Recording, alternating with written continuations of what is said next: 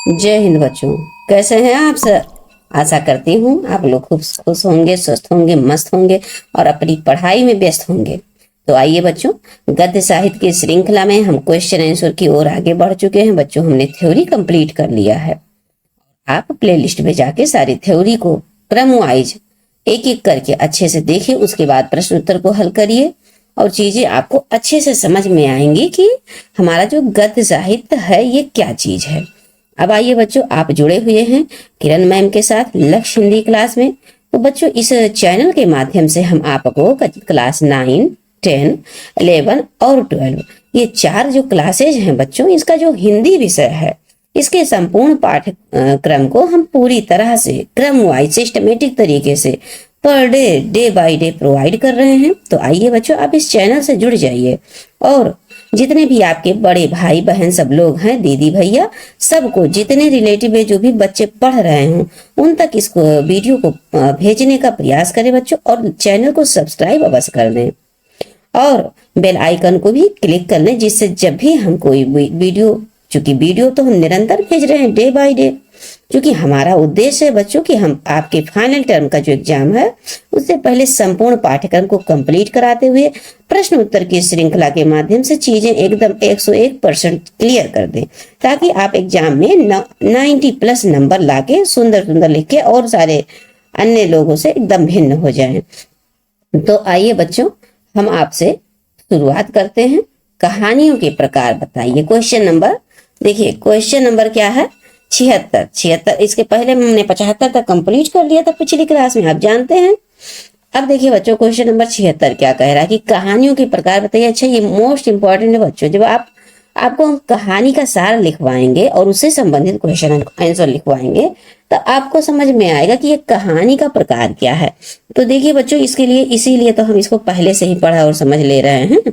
ये घटना प्रधान होता था, अर्थात जो घटनाएं मेन होती हैं, जैसे मान लीजिए कोई किसान की घटना ले लीजिए, तो उनके जीवन चरित्र में प्रत्येक पल जो घटनाएं घटित होती हैं, जो साहू होते हैं, जमींदार होते हैं, कैसे उनको क्या कहते हैं कर्जा लेना पड़ता है अपनी जमीन को गिरवी रखकर, सारी घटनाओं को अच्छे से एक एक करके क्रम वाइज दिया रहता है, इसलिए ये घटना प्रधान होता है।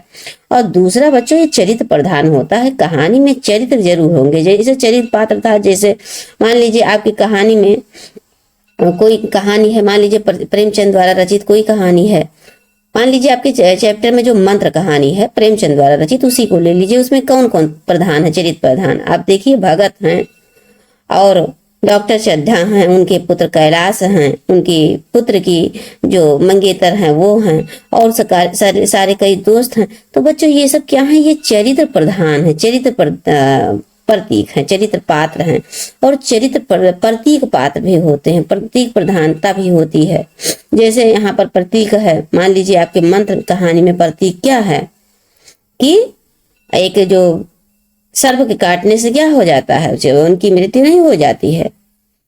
तो ऐसे बहुत सारी चीजें प्रतीक प्रधान होती। बच्चों, कहानी पढ़ाएंगे तो A to Z डिटेल आपको समझाएंगे, क्योंकि हमको यहाँ क्वेश्चन आंसर कंप्लीट कराना, इसलिए हम आगे बढ़ रहे हैं। हास्य प्रधान भी होता है बच्चों, इसमें मतलब आपको हंसी भी आएगी, दुख भी होगा, कष्ट भी देखने को मिलेंगे, इसमें हंसी का पात्र भी देखने को मिलेगा। तो इस तरह से कुल मिला के 6 रूप हैं बच्चों। और ये देखिए बच्चों, दूसरे नंबर पे पहला घटना प्रधान, दूसरा वर्णन प्रधान, अर्थात चीजों को वर्णित किया जाता है, वर्णात्मक तरीके से लिखा जाता है। और तीसरा बच्चों चरित्र प्रधान होता है, और चौथा भाव प्रधान होता है। और देखिए बच्चों, 5वां जो है आपका प्रतीक प्रधान होता है, और ये विचार प्रधान भी होता है। और 7वें नंबर पे हास्य प्रधान होता है। मेन मूल तो आपका 6 ही है बच्चों, हास्य प्रधान भी कभी कभी आ जाता है, लेकिन मूल आप 6 समझिए। अब आए क्वेश्चन नंबर हम 77 की ओर बढ़ते हैं और इसकी व्याख्या करते हैं, समझते हैं। आधुनिक कहानी का मुख्य उद्देश्य क्या है? उद्देश्य की बात पूछ रहे हैं बच्चों, ऐसे क्वेश्चन बन सकता है। तो आधुनिक कहानी का मुख्य उद्देश्य समाज की विसंगतियों का यथार्थ रूप जो है, यथार्थ चरित्रण करना, अर्थात जो हमारे वर्तमान समाज में क्या क्या चीजें चल रही हैं उसका सही सही चित्रण करके दिखाना, बनावटी नहीं बच्चों, सही सही, जो कहानीकार मनोरंजक की मधुरता में डुबाकर प्रस्तुत करता है, अर्थात आनंद के साथ, मनोरंजन के साथ उसमें ऐसा नहीं कि कहानी सुने तो आप बोर लगेंगे, आप कहानी को पढ़ के देखिए बड़ा ही रोचक लगेगा और आगे आप और पढ़ना चाहेंगे और पढ़ना चाहेंगे, इस तरह से मनोरंजन उसमें रहता है। अब देखिए बच्चों क्वेश्चन नंबर 78 की ओर हम बढ़ते हैं और देखते हैं इसमें क्या कह रहे हैं।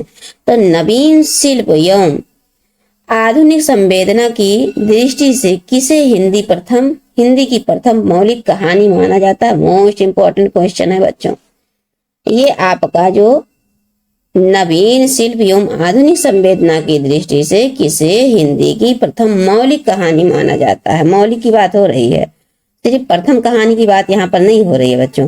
तो नवीन शिल्प एवं आधुनिक संवेदना की दृष्टि से 11 वर्ष का जो समय है बच्चों, ये आपके रामचंद्र शुक्ल द्वारा रचित नामक कहानी हिंदी की प्रथम मौलिक कहानी माना जाता है।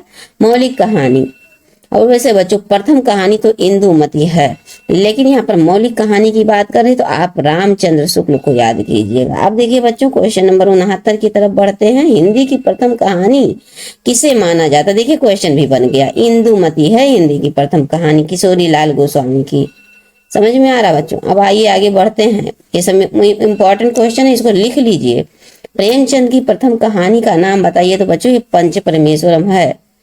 पंच परमेश्वर आपको याद दिलाया था हमने प्रेमचंद की कहानी कि क्या प्रेमांजलि को पूस की रात में पंच परमेश्वर की कहानी सुनाते हैं। कौन? प्रेमचंद। ऐसे आप याद कर लीजिए, 3 कहानी आपके याद हो जाएंगे, 3 रचनाएं इनकी।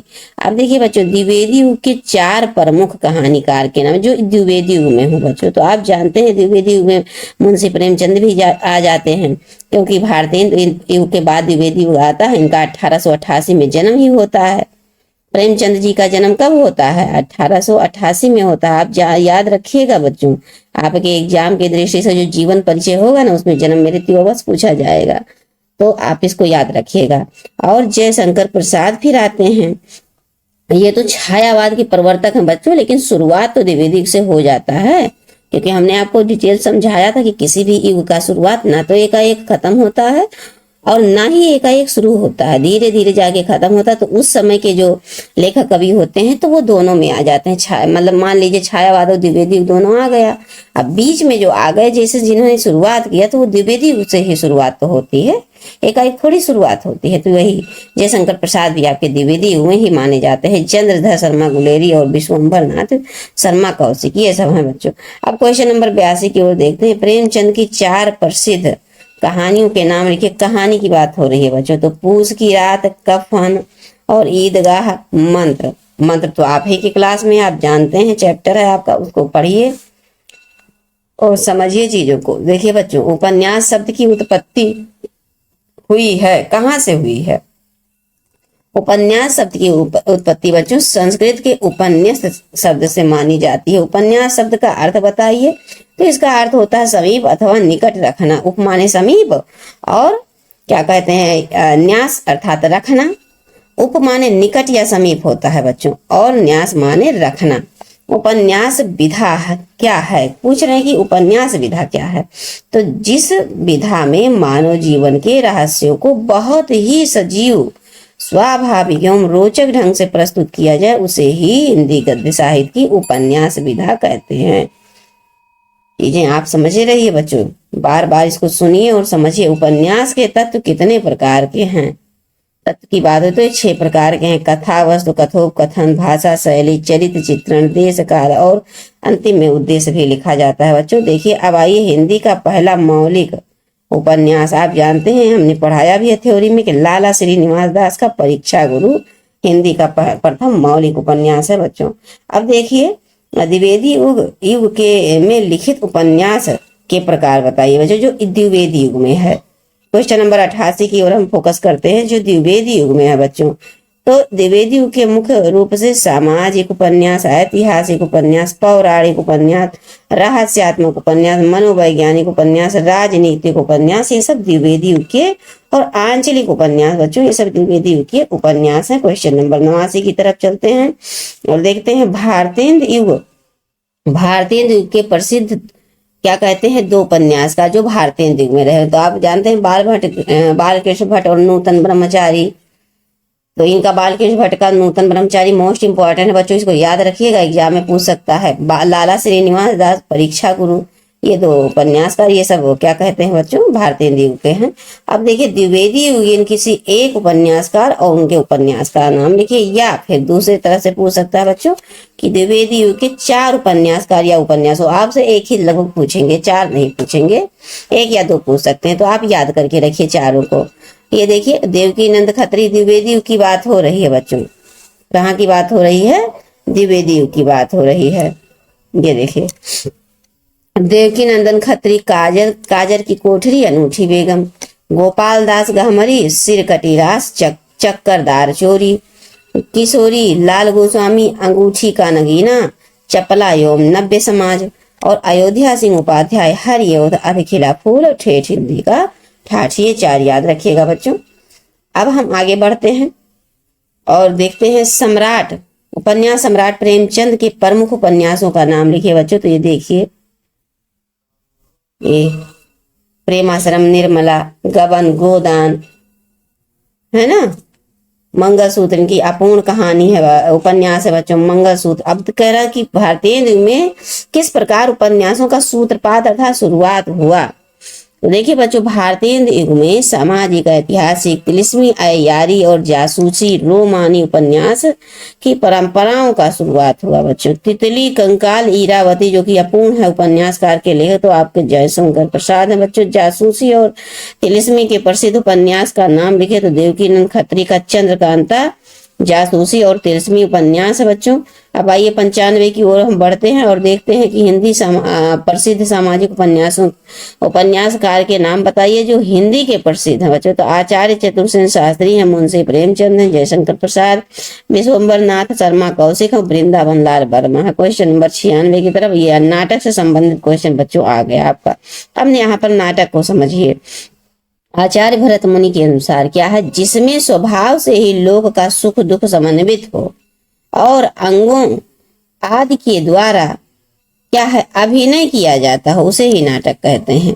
तीसरा बच्चों देखिए, भारतीय एवं पाश्चात्य नाट्य कला के आधार पर नाटक के कितने तत्व माने गए हैं। भारतीय और पाश्चात्य कला के आधार पर बच्चों, तो देखिए भारतीय पाश्चात्य कला के आधार पर 6 तत्व नाटक के भी माने गए हैं। कथावश, कथोपकथन, संवाद, भाषा शैली, पात्र एवं चरित्र, देश काल, वातावरण और उद्देश्य। अब आइए बच्चों क्वेश्चन नंबर हम लोग 98 की ओर बढ़ते हैं, जल्दी जल्दी कंप्लीट कर लेते हैं। आज हम क्वेश्चन 100 तक ही करेंगे।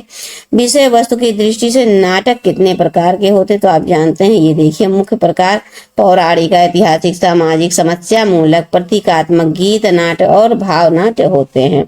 ये देखिए बच्चों क्वेश्चन नंबर 99, आधुनिक क्या कहते हैं नाटक की विशेषता लिखिए। तो आधुनिक नाटक की क्या विशेषता बच्चों, वर्तमान की समस्याओं, मानव मन की कुंठाओं, नए प्रयोगों तथा आधुनिक भाव बोध से ओत प्रोत होता है आधुनिक नाटक बच्चों। क्वेश्चन नंबर 100 की तरफ हम लोग बढ़ते हैं और देखिए इसमें क्या कह रहे हैं कि भारतेंद्र युग के किसी एक नाटककार या प्रमुख नाटककार, एक प्रमुख नाटक भी उनके लिखे। तो अब देखिए यहाँ पर ध्यान दीजिए कि ऐसे आपसे पूछेंगे भारतेंद्र हरिश्चंद्र ने भारत दुर्दशा नाटक लिखा है, बालकृष्ण भट्ट ने जैसा काम वैसा परिणाम भी लिखा है, प्रताप नारायण मिश्र ने कलि कौतुक रूपक भी लिखा है बच्चों, और भारत दुर्दशा को भी लिखा है प्रताप नारायण मिश्र ने, और श्रीनिवास दास ने संयोगिता स्वयंवर लिखा, देवकी नंदन खत्री ने सीताहरण लिखा है, राधा चरण गोस्वामी ने बूढ़े मुहासे, सब नाटक की बात है बच्चों, और अंबिका दत्त व्यास ने भारत सौभाग्य लिखा है। ये बच्चों देखिए ये जो है मोस्ट इंपॉर्टेंट आपसे क्वेश्चन ऐसे पूछेगा। अभी तो आप क्लास 9 में हैं, लेकिन हो सकता है इस बार ना पूछे तो क्लास 10 में जरूर पूछेंगे क्या कि भारतेंदु मंडल के नाटककारों का नाम लिखिए, या कौन नहीं है। तो 4 ऑप्शन रहेगा, 1 नहीं रहेंगे, 3 उसमें से रहेंगे, या कौन है तो 3 नहीं रहेंगे, 1 रहेंगे। इसी प्रकार से क्वेश्चन पूछा जाएगा बच्चों। तो हम आपसे मिलते हैं अगले क्लास में क्वेश्चन नंबर 101 के साथ, और यहाँ से डिस्कशन किया जाएगा। तो चलिए बच्चों, चलते चलते छोटी सी रिक्वेस्ट एक बार फिर से। जी हाँ बच्चों, आप जानते हैं कि चैनल को सब्सक्राइब अवश्य करें और इस वीडियो को लाइक करें बच्चों, और अपने फ्रेंड सर्कल में शेयर करने का प्रयास अवश्य करें। बेल आइकन को भी क्लिक कर लें बच्चों, जिससे निरंतर आपको वीडियो प्रोवाइड होता रहे। जय हिंद बच्चों।